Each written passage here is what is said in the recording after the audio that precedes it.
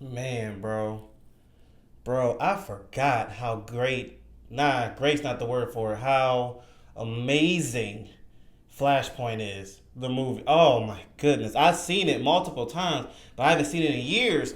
And I went back to watch it because y'all know I'm doing a review of the whole universe here. Started with Justice League War, and I forgot about Flashpoint. And I'm so glad I went back. Bro, that is a film, a masterpiece. They need to. I was going to say DC needs to take that and make a live action. Now, I'm down for that. I am down for that. But honestly, DC, all they got to do is take that movie, put it into theaters, re release that. This is one of them where this could be re released. And personally, I believe it'll make a lot of great money. Not just for the DC fans, but for just moviegoers. Like storyline, the stakes, the situation, everything is a whole in this movie. We need more. This is I say this all the time, but I stand by it. I'm gonna say it in every video. I don't know why these people, whoever makes these animated movies, because animated movies, especially in DC, has been top tier. Back when Mask of the Phantasm came out and so on. I don't know why these people are not doing live action. Because then you see a lot of live action movies and you're like, y'all both are DC, right? Why is these people not over here? I don't know what the answer to that is, but DC has been killing it with their animated movies for years. I'm 34. They've been killing it since I was a kid. Mask of the Phantasm, whatever year that was, it started for me. It probably was some before that, but Mask of the Phantasm, even Batman like Sub-Zero that doesn't get talked about a lot, storyline, intensity, all that. Dude, let's go back to this movie. Flashpoint. So, in the shortest plot description ever, because I don't want to spoil anything. I want y'all to watch this, but the shortest plot summary I can tell you is after an encounter that the Flash and Reverse Flash have, which by the way, we gotta have a conversation about the Reverse Flash in a minute. I'm about to in a second. Let me get to this first. A situation happens after their encounter that puts the Flash, Barry, into a different time, a different universe where the Justice League is in a whole different situation. There's a different Batman. It's not Bruce, it's somebody else. Wonder Woman and Aquaman are the kings of Earth. And what I mean by that is there's no Superman. Well, there is, but Superman's in a different situation that I don't want to spoil, but it's in a different situation where the world is terrorized by Aquaman and Wonder Woman. And in this big war, Earth is caught in the middle of it as well. And ain't many people can stop them. That's how powerful these two individuals are with their army. And like I said, it starts this whole war that is orchestrated by Reverse Flash. Now, with Flash waking up in this universe, he's like, wait a minute. How, like, we were just having dinner with each other. Like, what just happened? He met Batman. That was the first one he met. And he realized that a lot has changed, and the world is going to come to an end. And so Flash, just to keep it simple, has to fix all of this and get back to his world in the process. And that little bit I shared starts a whole chaotic mess, well put together, but a whole chaotic mess that was intriguing, that got me glued. And I literally watched this like as if I watched it for the first time. That's what it felt like. Because I always say this, when you watch stuff more and more, especially like stuff that you really like, sometimes you catch stuff that you never thought about. You're like, dang. And one of them I actually want to point out, because that was the base of the summary. I don't want to get too much into the base of the movie. I want y'all to go watch it. Bro, this movie definitely gives honor to the real strength and power of Aquaman, the real strength and power of Wonder Woman. This movie really shows you that Superman is really the mediator of everything. Because this movie is great at showing you what the world is like if Superman's not around. You know what I'm saying? If Superman is not around, and if the Batman we know is not around. And I didn't notice that until watching this again. I'm like, dang, it really shows you when Bruce is not Batman. Like I said, it's a different Batman. I'm not going to tell you who it is, but it's a different Batman. It's not Bruce Wayne. And it shows you what happens when Superman is not present. The pride of Themyscira, of Wonder Woman. You know how she is. The pride of the King of Atlantis. the pride of the Earthlings. You know what I'm saying? Like, what happens when nobody agrees with each other, and we're just going to see who's the last man standing. That's what this movie basically is. And it does it in such a great way, but it showcases the importance of Superman and Batman, Bruce Wayne Batman. Because, yeah, my goodness, you forget. Well, sometimes people forget how powerful Wonder Woman is, and that the only one that really can stop her is Superman. It really shows you how powerful Aquaman is. And shout out to the writers for making Aquaman right. And what I mean by that is there's a lot of other cartoons that make jokes about him, other interpretations of him. I think Jason Momoa did a good job, but there's a lot of other areas that broadcasts Aquaman as this weak, useless, not good for anything superhero. No, he actually can do a lot. He's up there with Wonder Woman, and this movie does very well. The battle between Themyscira and Atlantis, between Aquaman and Wonder Woman, was epic, bro. The combos they was doing. There was this one little spoiler because this is a battle sequence. There was this one where they would throwing each other across buildings, right? And Aquaman was on the ground, and Wonder Woman had him for a second until Aquaman like tripped her. She fell, and then he does this wrestling elbow her to the ground, and she's already to the ground. But after he does the elbow, then he like does this like punch to her on the ground, grabs her cape and slings her across. I was like, the way they did, bro. They did that. I will say this: the one person that I was a little disappointed in was Shazam. Shazam's in this movie too, and I think they nerfed him a little bit. You know, I think he can hold his own better than what they show. But his interest was pretty cool. But yeah, they do not hold back. They are here for the kill. Themyscira and Atlantis are about war, and they don't hold prisoners in this movie, and that was something to see. It was interesting seeing villains work with the heroes because they're trying to survive. Like I said, the war was centered around Wonder Woman and Aquaman. They didn't care who was in their way. So that means anybody on Earth. It was Deathstroke, Lex Luthor, Lantern. It was all these other people that was in the way, and they was like, y'all can die too. So the enemies, the villains, had to work together with the good guys. And it was a war of three areas, like I said.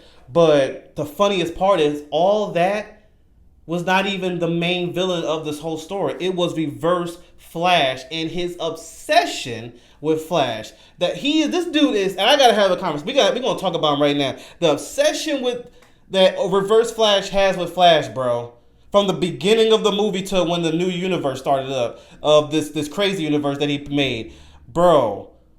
I don't know. I used to think that Joker was the most obsessive villain over a hero. I could be wrong. When you look at not just this movie, but when you think of the comics and all the other stuff, it's like, dang, is Reverse Flash crazier than the Joker? That's a great question if you think about the past and everything. Like, bro, all his objective is I want to ruin your life. He doesn't care. Like, when you see Darkseid versus Superman, Doomsday versus Superman, they want destruction of the world. They want to, Darkseid wants to rule the world. When you see Wonder Woman's villains, they have objective not for them personally. They're just in the way, so they want to fight through them. When you see Reverse Flash or the Joker, they want to just cause harm to that hero. There's a scene, tiny little spoiler, it's in the beginning of the movie, where, like I said, before the new universe started, they had their first encounter. Reverse Flash had the Flash. Like, the Flash was going to die if he didn't get out of this situation. Reverse Flash had Flash in this situation. Flash was smart enough to reverse it on the Reverse Flash and put that trap that Flash had on him as well. So they both was stuck in this situation where they both was going to die. And Flash was like, okay, now I put you in this situation, so you got to get us out unless you want to die. Reverse Flash is like, you know what? I got you, so I don't care if I die. Bro, like, you are that upset. You don't even care. You like, you know what? I'll die. That's fine. As long as you're gone. I don't care. But that's like the Joker, bro. It's like they both have this obsession and this jealousy Reverse Flash has. Like, that power that Reverse has, Flash, he can do a lot with it. All his goal is to mess up Barry. That is it. And I have to read some more because I gotta remind myself what is the core of this hatred, bro. Like, bro, the hatred is insane. Dude, like when you read, like I know some things he did in the comics and all that stuff, and if you look at it, the number one priority was I just hate you. That's it. I'm obsessed with you and I hate you. So not I don't just want to kill you or destroy you. I want to mess up anything that you're a part of. I want to change your universe. I want to do all this stuff just to mess with you. Bro, that is insane. Because this whole new universe was orchestrated by the Reverse Flash. But honestly, it was just to mess with the Flash. Reverse Flash did all this chaos in this movie. Messed up Superman, did this, and Batman, and yada, yada, yada, yada. Did all this war. There was a scene where he had Flash look at it. And all of it was for him. Dang, bro. It's like, goodness gracious. But I just say at the same time, I like that because I'm getting tired of every villain trying to have a good, what they say, you know how Disney been doing it where they make these movies where you feel bad for the villain and they have this redemption arc. No, there are some villains that just are like in Dark Knight, Alfred said it best. They can't be bought, bullied, or some men just want to watch the world burn. And there are some villains like that. And he's one of them. And I'm glad they don't make him, try to give him some redemption. So I love his character. But at the same time, I'm like, the obsession is real, bro. But yeah, dude. Oh, man. And Superman, he's in it, like I said, he's in it in a different way. But I never noticed this until watching it however many times I watched it, but watching it this recent time. They need Superman. That world they need, and not Injustice Superman. They need Clark Kent from Smallville. They need that because Superman had a moment in this movie where you're like, look how things calmed down when he showed up, and it was in the most weird way though. It was in the most weird way, and did it save things? I'll let you watch that and understand, but it really, just that moment though, makes you understand like, nah, we need Clark from Smallville here. You know what I'm saying? Because his powers, he will, yeah, this movie shows you what happens when he's not there and Bruce is not there. Because we need Bruce too, because Bruce, with his planning, how he strategizes, and how he'll make peace for the most part with certain characters. And I believe if Bruce was in this world, the war wouldn't have been as bad. It would have been avoided. I think he would have, I almost spoiled something. If Bruce was there, I'm trying to figure out how to say this without spoiling. Superman would have been more involved. I'll put it that way. And you know what I, like, again, y'all have to see it to know what I mean with Superman. But bro, I'm sitting there, my heart is racing, bro. The intensity of these action scenes. And then the like I said, I love how they give honor to Aquaman. His brain, like how smart Aquaman is. And they had a very good heartfelt moment at the end. A very good heartfelt moment between Flash and Batman. Actually, Flash and Batman in both universes, the one we know and the other one that he was in, had some great moments. Yeah, like I don't like it's this. This is why I love Batman, bro. Batman has the best writing, the best situation. That's why he's my favorite hero. Like this movie's about Flash, and Batman wasn't in it a lot, but the moments he was, it was stuck. It was stuck with you. But this movie, go back to what I said, needs to be in theaters. People need to experience this on the big screen. The score was amazing. The art direction, like of the animation, was great. The battles, my goodness.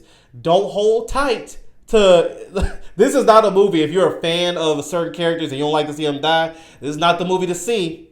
It doesn't do it as much as Apocalyptic War, which I look forward to reviewing that one. But it still does a lot where it's like, he's dead or she's dead. You know, it's like, oh, okay, dang. But you got to keep in mind, this is a different universe. So, yeah, shout out to The Flash, too, bro. If you think about it, he's one of the most useful heroes. I know, Batman, I don't know. It's like, when I see movies like this, it's like, man, if Flash was not around, but in fairness, if Flash was not around, Reverse Flash wouldn't exist either. So I guess it's, but the power of Flash and the respect I have for him does as much. Flash has seen a lot that a lot of Justice League does not see because he's in different universes and has to experience it and has to get out of it. I'll be feeling bad for the bro. I mean, yes, sometimes he calls some of that stuff, like we watched this movie, but still, it's like he's one man while being chased by this obsessive psycho Reverse Flash, because that's what he is. And seeing his friends go at war with each other, knowing Bruce and seeing the Superman, Cyborg, all these other people, you're like, and then to go back to your universe, and you know how many times Flash has done his Flashpoint stuff, man. Like that's a lot for the mental, bro. I don't care what it is in this whole universe, and then he's the only one that goes starts a new universe, so he's the only one that remembers what it was, while everybody else is living their peaceful life. That's a lot here. Shout out to the Flash because he's powerful with his speed and all, but the best thing he's powerful in is his brain to keep it right.